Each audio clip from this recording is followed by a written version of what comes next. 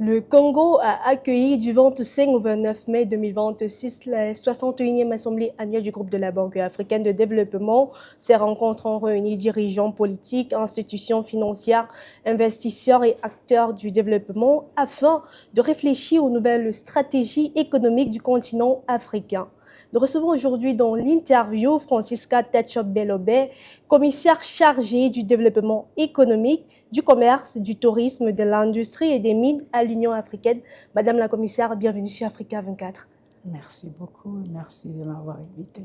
Vous avez pris part aux assemblées annuelles de la BAD. Quelles sont vos impressions? Très positif.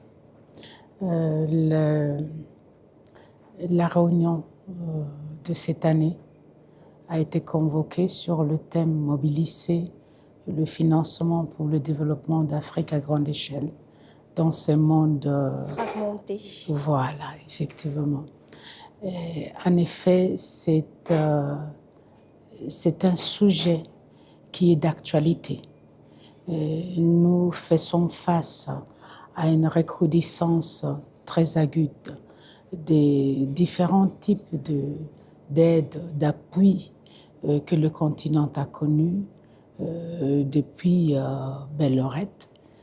Et nous sommes face à une réalité.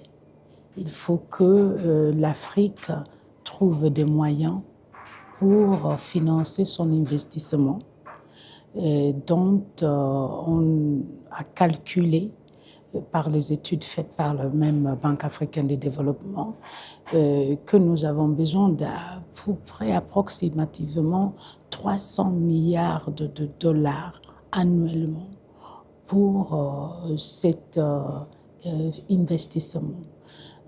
Donc, il s'agit-il maintenant que les acteurs africains ainsi que les institutions africaines se mettent ensemble pour pouvoir trouver des sources de financement pour, bien sûr, parvenir aux besoins de nos États, de nos populations et de nos sociétés en termes de financement, en termes de développement. Quand on parle de développement, on sait de quoi il s'agit-il.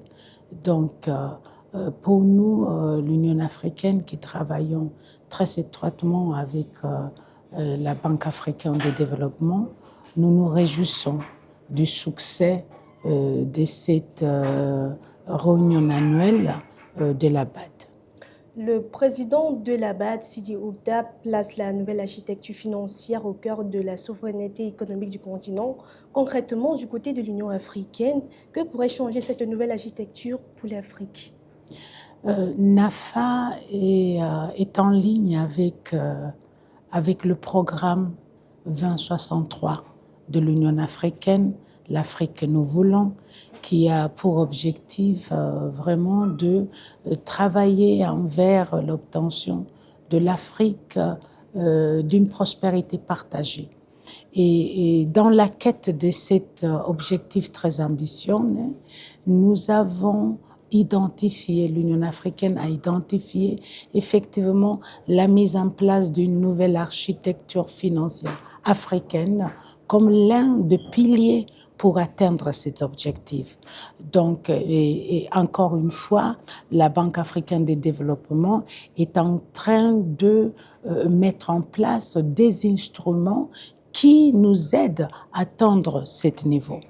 Du côté de l'Union africaine, nous sommes en train de travailler sur la mise en place des institutions continentales monétaires.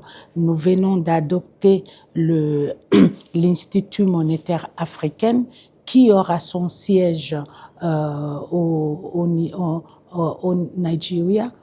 Au Nigeria, c'est ça? Au Nigeria. Au Nigeria, merci. Au Nigeria. Et effectivement, la NAFA vient effectivement complémenter ça. Ça vient remplir les tâches que nous nous sommes donnés à réaliser. Votre département a en charge l'intégration africaine et vous avez assisté à 2 activités importantes sur l'intégration africaine. Pensez-vous qu'elle finira par être une réalité? L'intégration africaine est déjà une réalité. Donc, nous ne pouvons pas parler de l'intégration africaine comme une idée. Nombreux sont des actions, sont des activités menées, sont des mesures mises en place, sont des politiques adoptées pour que cette intégration soit vécue. Donc, elle est vécue à un certain niveau et nous savons déjà un commerce interafricain qui doit être renforcé, mais qui existe déjà, avec une multiplicité de protocoles qui doivent être adoptés par les États pour leur rendre effectivement, je dirais, vécu. Là, ce sont les États aujourd'hui qui sont appelés à mettre en place ces instruments. Mais du côté de l'Union africaine, avec ses partenaires, nous sommes en train de travailler pour l'amélioration de cette intégration qui est déjà vécue. Madame la commissaire, un autre défi qui vous préoccupe est la problématique du financement des femmes et des jeunes en Afrique, et votre département a saisi à l'occasion de cette assemblée pour co-organiser avec le think tank l'ARAD, sous le haut patronage de Madame la Première Dame du Congo, un séminaire régional Afrique centrale sur la problématique. Les femmes et les jeunes d'Afrique centrale en particulier et d'Afrique en général peuvent-ils désormais se dire qu'ils et elles ont une avocate qui leur permettra de pousser un ouf de soulagement et d'avoir plus en plus facilement accès au financement? La problématique de financement des femmes et des jeunes est au cœur des préoccupations de l'Union africaine. Et dans nos perspectives d'intégrer et d'avoir un développement équitable et intégral, nous ne pouvons pas s'en sortir sans les femmes et les jeunes. Raison pour laquelle nous avons voulu réaliser cette activité, comme vous l'avez déjà bien dit, avec le think tank l'ARAD. Et je souhaite à partir d'ici aussi rendre hommage à Madame la Première Dame du Congo, Antoinette Sassou Nguesso, qui nous a donné tous les supports pour pouvoir mener à bien cette activité. Et c'est une activité que nous allons réaliser au niveau du continent. Nous allons le réaliser d'abord par CR, et puis nous allons avoir une conférence. L'idée ici est d'obtenir un instrument qui permettra que les jeunes entrepreneurs et les entrepreneurs femmes aient un instrument qui puisse garantir leur accès au financement, qui puisse garantir leur prêt si cela est nécessaire et qui facilite aussi leur accès, comme on a dit, pour pouvoir améliorer leurs activités. Aujourd'hui, nous savons que seuls 7% des besoins réels de notre secteur privé est atteint et effectué et réalisé par les différents moyens et instruments de financement que nous avons. C'est très peu.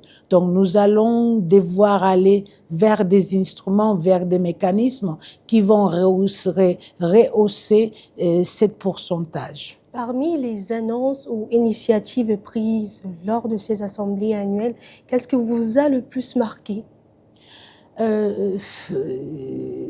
Beaucoup de choses m'ont marqué, mais surtout la fermeté et la conviction du président Sidi de la Banque africaine de développement pour coaliser tous les secteurs financiers afin d'atteindre cet objectif et d'identifier clairement des secteurs qui doivent être renforcés pour que ce financement dont nous en avons besoin puisse avoir lieu et puisse se réaliser dans les bonnes formes et avec les instruments nécessaires.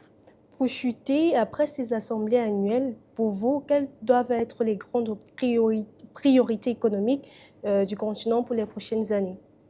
Nous devons renforcer davantage le secteur privé africain. Nous parlons d'un marché commun, mais qui est l'acteur de ce marché commun? Nous devons aujourd'hui travailler sur quelles sont les entreprises qui peuvent vraiment se tenir, quelles sont les entreprises plus importantes. Qu'est-ce que nous faisons de nombreuses petites entrepreneurs qui ont bien un potentiel, mais qui ne sont pas suffisamment organisés pour pouvoir entreprendre en bonne et due forme. Je pense que, hormis la question de la structure, restructuration, de la réforme de l'architecture financière africaine, nous devons maintenant regarder le secteur privé. Aujourd'hui, on parle par exemple de minerais. Qu'est-ce que nous allons faire avec nos minerais? On parle de la création de valeur ajoutée, mais quel est ce secteur africain privé qui peut être intégré dans cette système et dans cette volonté politique pour que effectivement la valeur ajoutée soit créée sur la terre africaine. Je pense que c'est dans cela que nous devons aller. Aujourd'hui, quand on parle avec les banquiers, on nous dit, mais il y a l'argent pour investir. Ce qui n'en a pas, ce sont les projets bancables. Donc, il faut qu'on renforce aussi le secteur privé afin qu'il puisse parvenir, il puisse nous présenter des projets bancables auxquels maintenant les institutions financières peuvent financer. Pour la jeunesse africaine qui vous regarde et qui veut s'engager dans le secteur privé et ont peur du manque de financement, quel message pour eux?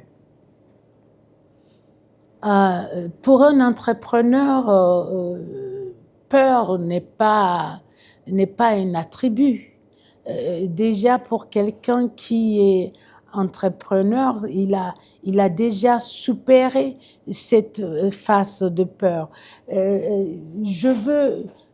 Le message que je veux passer, c'est nous devons dépasser notre frontière nationale. Il y a peut-être beaucoup de jeunes qui se voient limités au niveau national, mais que hors cette frontière, il y a peut-être des opportunités. Nous devons dépasser, nous devons aller aussi vers l'utilisation de moyens innovateurs, parce que par ces moyens innovateurs, il y a beaucoup d'informations qui est mise à disposition et il y a beaucoup d'instruments aussi, notamment instruments financiers. Je pense qu'aujourd'hui, avec les différentes institutions que nous avons, il y a plus d'opportunités qu'il y a quelques années pour les jeunes. Merci Madame Francisca Tachop d'avoir répondu aux questions d'Africa 24. C'est moi qui vous remercie. Madame, Monsieur, c'est la fin de cette édition de l'interview. Dans un instant, une nouvelle édition de l'actualité africaine.